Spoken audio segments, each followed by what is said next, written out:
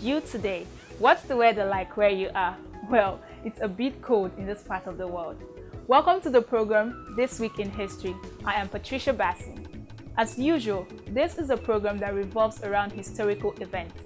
And in our previous episode, we looked at events that dates back to 1801, where we talked about the secession of the island of Hong Kong to the British, as well as the cloning of calves for the production of medicinal milk.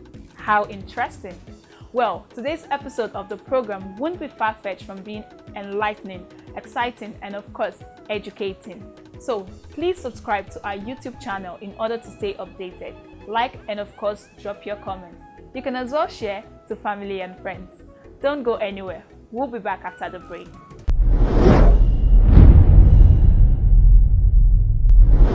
January 25, 1981. The 52 Americans held hostage by Iran for 444 days arrived in the United States. The Iran hostage crisis was a diplomatic standoff between the United States and Iran. 52 American diplomats and citizens were held hostage after a group of militarized Iranian college students belonging to the Muslim students followers of the Imam's line, who supported the Iranian Revolution, took over the U.S. Embassy in Tehran and seized hostages. The hostages were held for 444 days from November 4, 1979 to January 20, 1981. Western media described the crisis as an entanglement of vengeance and mutual incomprehension. U.S. President Jimmy Carter called the hostage-taking an act of blackmail and the hostages victims of terrorism and anarchy. In Iran, it was widely seen as an act against the U.S. and its influence in Iran, including its perceived attempt to undermine the Iranian Revolution. January 25, 1990, President Bush proposed to add an additional $1.2 billion to the budget for the war on drugs, including a 50% increase in military spending. January 25, 2007, Nigeria divested 24.87% of its equity in the ailing Peugeot Automobile of Nigeria, while the French government also considered to share 30% interest in the company, which was turned over to ASD Motors Nigeria.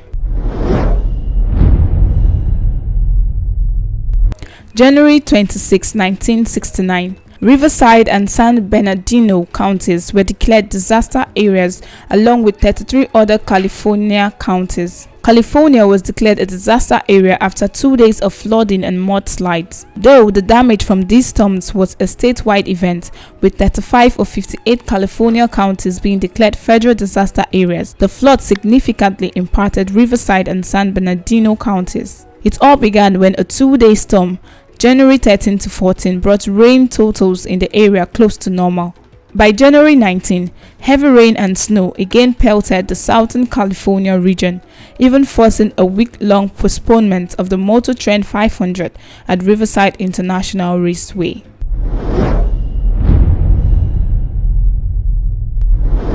January 27, 2002, in Nigeria, explosions at the Ikeja military base rocked Lagos. Hundreds of people died when they fled the area and drowned in Okeafa drainage canal. Deaths from panic later rose to 600 and then 1,000 to 2,000. The Ikeja Armory was located just north of the city center of Lagos and housed a large barracks and munitions depot. On January 27, a Sunday afternoon, a street market was set up.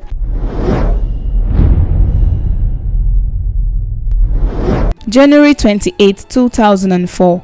Nigeria said North Korea had agreed to share its missile technology. Nigeria Vice President Atiku Abubakar reached the accord with Yang Gong-sup, the visiting Vice President of North Korea's Presidium of the Supreme People's Assembly. Nigeria rejected the offer under U.S. pressure.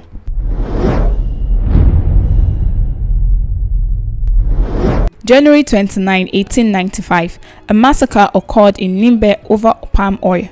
Koko Mingi VIII, king of the Nimbe people, led a pre-dawn raid on the headquarters of the Royal Niger Company, a British firm that had monopolized the palm oil trade in the Niger Delta. The British sent gunboats in response and kept their monopoly intact. King Frederick William Koko known as King Koko, was an African ruler of the Nimbe Kingdom, also known as Nimbe Brass, in the Niger Delta, now part of southern Nigeria. With the settlement of European traders on the coast, Nimbe had engaged in trade with them, but it was poorer than its neighbors Boni and Calabar. Since 1884, Nimbe had found itself included in the area declared by the British as the Oil Rivers Protectorate, within which they claimed control of military defense and external affairs. Nimbe was the center of an important trade in palm oil, and it had refused to sign a treaty proposed by the British, opposing the Royal Niger Company's aim of bringing all trade along the kingdom's rivers into its own hands. King Koko's attack on a Royal Niger Company trading post in January 1895 led to the reprisals by the British, in which his capital was sacked, following a report on the Nimbe uprising by Sir John Kirk, which was published in March 1896, finding that 43 of Koko's hostages had been murdered and ceremoniously eaten. Koko was offered a settlement of his grievances but found the terms unacceptable, so was disposed by the British. He died in exile in 1898.